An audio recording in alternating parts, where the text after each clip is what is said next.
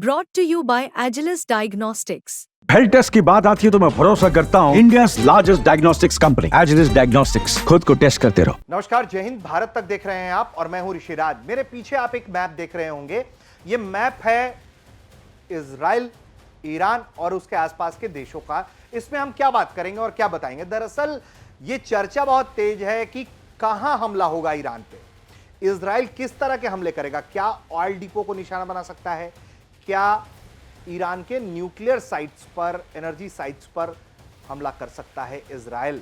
तो हम समझने की कोशिश करेंगे क्यों ये कहा जा रहा है कि देखिए भाई बहुत मुश्किल है, जो बात कही जा रही है उसका होना बड़ा मुश्किल है। वो क्यों, हम आपको इस मैप के जरिए समझाने की कोशिश करेंगे। तो चलिए शुरुआत करते हैं, हम जरा बताने की कोशिश करते हैं।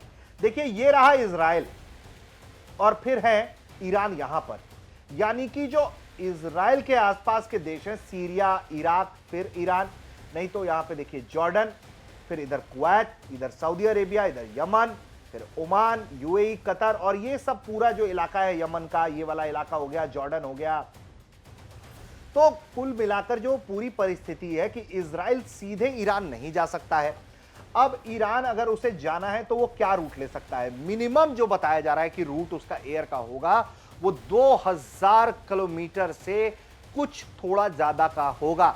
ऐसे में सबसे पहले अगर इजरायली फाइटर जेट्स जाते हैं ईरान पे बम गिराने के लिए तो उन्हें एयर रिफ्यूलिंग की जरूरत होगी। इसमें लॉजिस्टिकल सपोर्ट्स बढ़ जाएंगे और इजराइल जब यहां से उड़ेगा तो कहां से जाएगा। देखिए जॉर्डन ने अपना एयर स्पेस बंद कर रखा है, वो बोल रहा है कि हम नहीं देंगे इस्तेमाल करने किसी को भी, तो ये बंद है।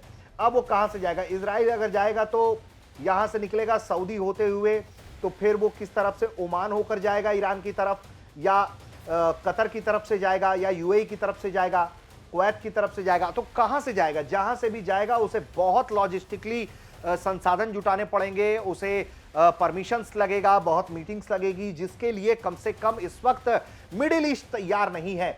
और फिर इतनी उड़ान भरने के बाद रेड सी से पार करेगा तो यहां हौथी बैठे हुए हैं, वो भी लगातार निशाना बनाने की कोशिश कर रहे हैं। उनके पास भी बहुत सारे लॉजिस्टिक्स हैं टेक डाउन करने के लिए। इतने जद्दोजहद के बाद इजराइल से उड़ते हुए और इनके फाइटर जेट्स अगर ईरान पहुंच भी जाते हैं तो ईरान का अपना एयर डिफेंस सिस्टम्स भी है, सरफेस टू एयर मिसाइल्स भी हैं, तमाम लॉजिस्टिक्स हैं। उसके बावजूद भी जो उसके जो न्यूक्लियर साइट्स हैं वो और जो यूरेनियम साइट्स हैं, अगर हम मान लेते हैं कि अगर वो इस तरफ जाता है कहीं भी तो कम से कम जो उसको जरूरत पड़ेगी इजरायली फाइटर जेट्स को ईरान के इलाके में पहुंचने के लिए, तो वो आपका सबसे पहला जो पर्शियन गल्फ के आसपास का जो इलाका है वो गैसीन का है, इसके अलावा अर्दकान का है, इप्सान है, इसके अलावा संगनाद है यहां पर, इसके अलावा अनार्क है और भी ऐसे कुछ यहां और इस तरफ जो हैं न्यूक्लियर साइट्स अलग अलग जगह पर हैं। तो बहुत लॉजिस्टिक्स जुटाने के बाद यहां 2000 किलोमीटर की यात्रा करने के बाद वो पहुंचेगा। उसके बाद जो है अब यहां चुनौती क्या पड़ जाती है, यहां आना, उसके बाद ईरान के एयर डिफेंस सिस्टम से बचना, उनके मिसाइलों से बचना, उनके ड्रोन से बचना। इसके बाद अब इजराइल को चाहिए बहुत घातक बंद, क्योंकि बहुत सारे ईरान के जो साइट्स हैं, न्यूक्लियर साइट्स हैं, वो पहाड़ों के नीचे हैं, पहाड़ को छेदते हुए अंदर बनाया गया है। यानी कि जो मिसाइल अगर इजरायली फाइटर जेट्स गिराते भी हैं उन साइट्स पर, तो जो पेनिट्रेट करेगा वो बहुत ज्यादा नहीं कर पाएगा, क्योंकि हमने देखा है कि जब उसने अपना मिसाइल और जो तमाम बमों का इस्तेमाल किया वो तकरीबन 30 से 40 फीट ही पेनिट्रेट कर पाए जमीन के अंदर।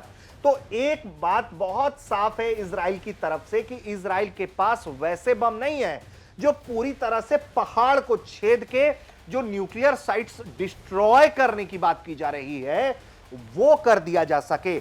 और सिर्फ एक ही इलाका नहीं है, फिर यहां से जाकर इन्हें यहां हमला करना होगा, बचना होगा, फिर इन्हें लौट कर आना होगा और इन्हें एयर रिफ्यूलिंग की बीच में जरूरत पड़ेगी। 2000 किलोमीटर की अगर यात्रा है तो आप अंदाजा लगा लीजिए, 2000 जाना और 2000 आना, यानी कि 4000 किलोमीटर की यात्रा लड़ाकू विमानों को करनी पड़ेगी तय, और बीच में एयर रिफ्यूलिंग की जरूरत पड़ेगी। अगर सबसे शॉर्टेस्ट रूट से भी, अगर सबसे शॉर्टकट से भी जाता है इजराइल, उसे मानिए परमिशन मिल भी जाता है, तो भी इन इलाकों से गुजरते हुए तकरीबन उसे 1100 किलोमीटर की हवाई यात्रा करनी पड़ेगी, जो फिर भी काफी चुनौतीपूर्ण है। और फिर वो 2000 किलोमीटर हो जाएगा तो फाइटर जेट्स को एयर रिफ्यूलिंग की जरूरत पड़ जाएगी।